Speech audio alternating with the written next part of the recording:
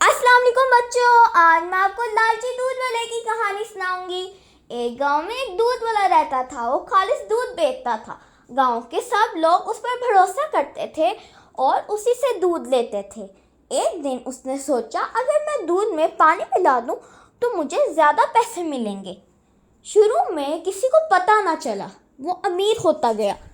लेकिन कुछ दिन बाद लोगों को एहसास हुआ कि दूध पतला है। सब ने उसे दूध लेना छोड़ दिया और दूसरे दूध वाले के पास जाने लग गए।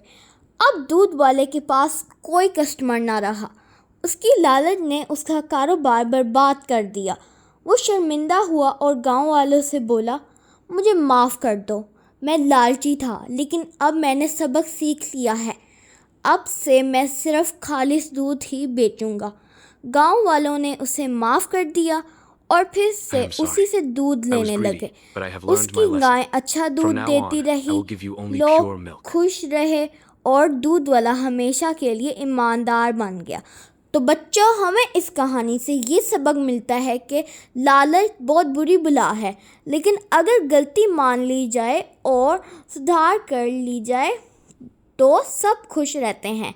अगर आपको और इस तरह की अच्छी अच्छी स्टोरीज चाहिए तो मेरे चैनल को लाइक करें और शेयर करें, सब्सक्राइब भी ज़रूर करना।